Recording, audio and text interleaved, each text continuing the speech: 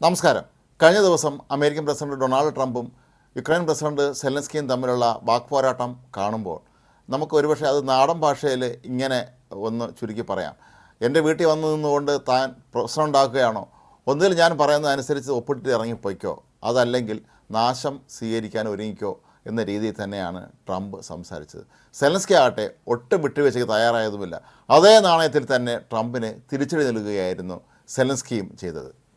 എല്ലാ കാര്യങ്ങളും ഏകപക്ഷീയമായി അടിച്ചേൽപ്പിക്കാനുള്ള അമേരിക്കയുടെ നിലപാടിനെതിരെ ശക്തമായ മറുപടിയുമായിട്ട് തന്നെയാണ് സെലൻസ്കിയും നിലകൊണ്ടത്.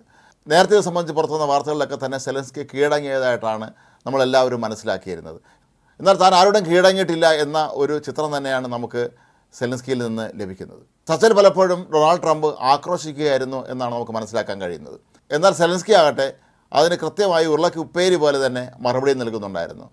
ട്രംപിന് കൂട്ടായി തൊട്ടടുത്ത് തന്നെ വൈസ് പ്രസിഡന്റ് JD വാൻസും ഉണ്ടായിരുന്നു. ഈ രണ്ടുപേരും ചേർന്ന് സെലൻസ്കിയെ നിരന്തരമായി അധിക്ഷേപിക്കുന്ന രീതിയിലും സെലൻസ്കി അവരെക്കാൾ വളരെ താണ നിലയിലുള്ള ഒരാളാണ് എന്ന രീതിയിലുമാണ് സംസാരിച്ചത്. എന്നാൽ താനൊരു രാജ്യത്തെ പ്രസിഡൻ്റാണ് എന്നുള്ളതിൻ്റെ എല്ലാവിധ അധികാരവും പ്രകടിപ്പിച്ചുകൊണ്ട് തന്നെയാണ് സെലൻസ്കി ഇതിനൊക്കെ തന്നെ മറുപടി നൽകിയത്. ലക്ഷക്കണക്കിന് ആളുടെ ജീവൻ കൊണ്ടാണ് നിങ്ങൾ പന്താടുന്നത് എന്നാണ് ഡൊണാൾഡ് ട്രംപ് സെലൻസ്കിയോട് വളരെ ദേഷ്യത്തിൽ പറഞ്ഞത്.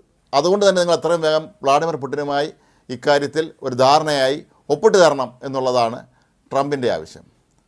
എന്നാൽ ഇതിന് സെലൻസ്കി പറഞ്ഞത്, ഞങ്ങളുടെ രാജ്യത്തേക്ക് കയറി വന്ന് ഞങ്ങളുടെ മേഖലയിൽ കടന്നു വന്ന ഒരു കൊലയാളിയുമായി ഇത്തരത്തിലുള്ള ധാരണ എങ്ങനെയാണ് ഉണ്ടാക്കാൻ കഴിയുക എന്ന് ചോദിച്ചു.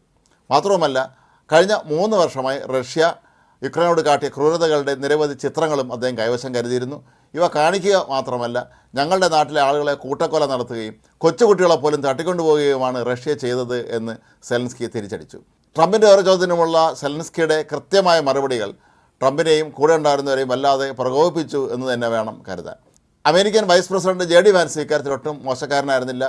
നിരന്തരമായി സെലൻസ്കിയോട് നിങ്ങൾ മര്യാദയില്ലാതാണ് സംസാരിക്കുന്നത്, നിങ്ങൾ ബഹുമാനമില്ലാതാണ് സംസാരിക്കുന്നത് എന്ന് വാൻസും ആക്രോശിക്കാൻ തുടങ്ങിയിരുന്നു. ഇവരെ എല്ലാവരെയും ഒറ്റയ്ക്ക് നേടാനുള്ള കഴിവ് തനിക്ക് ഉണ്ട് എന്ന് സെലൻസ്കി വീണ്ടും ഈ ചർച്ചയിലുടനീളം തെളിയിക്കുകയായിരുന്നു. യുക്രൈനിലെ ലക്ഷക്കണക്കിന് ജനങ്ങളുടെ ജീവന് ഭീഷണിയാവുന്ന യുദ്ധത്തിൽ നിന്ന് പിന്മാറണമെന്നും ഒത്തുതീർക്കാൻ നിങ്ങൾക്ക് താല്പര്യമില്ലെങ്കിൽ ഞങ്ങൾക്കും അതിൽ നിന്ന് പിന്മാറേണ്ടി വരും എന്നും ഡൊണാൾഡ് ട്രംപ് സെലൻസ്കിക്ക് മുന്നറിയിപ്പ് നൽകുകയും ചെയ്തിരുന്നു. മാത്രമല്ല, നേരത്തെ റഷ്യയുമായി വിവിധ കാര്യങ്ങൾ തങ്ങൾക്ക് ധാരണ ഉണ്ടായിരുന്ന കാര്യവും അക്കാര്യത്തിൽ അമേരിക്കൻ പ്രസിഡന്റുമാർ സ്വീകരിച്ച നിലപാടുകളെക്കുറിച്ചൊക്കെ സെലൻസ്കി വിശദീകരിച്ചപ്പോൾ ട്രംപിൻ്റെ മറുപടി, ഒബാമയെയും ജോ ബൈഡനെയും പോലുള്ള പ്രസിഡന്റുമാരെ പുടിൻ ഒരു തരത്തിലും ബഹുമാനിച്ചിരുന്നില്ല എന്നും പുടിൻ ബഹുമാനിക്കുന്ന ഒരേ ഒരു അമേരിക്കൻ പ്രസിഡന്റ് താനാണ് എന്നുമായിരുന്നു ട്രംപിൻ്റെ മറുപടി. ഏതായാലും ചർച്ച പൂർത്തിയാക്കാതെ വൈറ്റ് ഹൗസിൽ നിന്ന് ഇറങ്ങി പോകേണ്ടി വന്നു എങ്കിലും സെലൻസ്കിയെ സംബന്ധിച്ചിടത്തോളം ഇതൊരു വലിയ നേട്ടം തന്നെയായി കണക്കാക്കേണ്ടി വരും. കാരണം അമേരിക്കൻ പ്രസിഡന്റിനെ ലോകത്തെ വളരെ ഒരു ചെറിയ രാജ്യത്തെ പ്രസിഡന്റ് വന്ന് ഇത്രയും വെല്ലുവിളിച്ചിട്ട് പോവുക എന്ന് പറയുന്നത് അമേരിക്കയെ സംബന്ധിച്ചിടത്തോളം അങ്ങേയറ്റം അവർക്കേറ്റ കനത്ത തിരിച്ചടി തന്നെയാണ്. എത്രയോ വലിയ രാഷ്ട്രങ്ങളെപ്പോലും വരച്ച വരയിൽ നിർത്തിയ അമേരിക്കയെ അവിടുത്തെ പ്രസിഡന്റിൻ്റെ മുഖത്ത് നോക്കി ഇത്തരം കാര്യങ്ങൾ വിളിച്ചു പറയാൻ, അത് മാധ്യമങ്ങൾക്ക് മുന്നിൽ വിളിച്ചു പറയാൻ ധൈര്യം കാട്ടിയ ഒരേ ഒരു നേതാവ് ഒരുപക്ഷെ സെലൻസ്കി മാത്രമായിരിക്കും.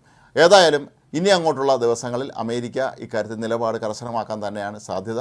കാരണം ഈ സംഭാഷണങ്ങളിൽ സെലൻസ്കിയുടെ നിലപാട് ട്രംപിനെയും കൂടെയുള്ളവരെയും ഏറെ ചൊടിപ്പിച്ചിട്ടുണ്ട് എന്നുള്ളത് ഉറപ്പാണ്. അതുകൊണ്ട് തന്നെയാണ് ഇതിൻ്റെ പ്രത്യാഘാതം രൂക്ഷമാകാൻ സാധ്യതയുണ്ട് എന്ന് വിദഗ്ധർ കരുതുന്നത്.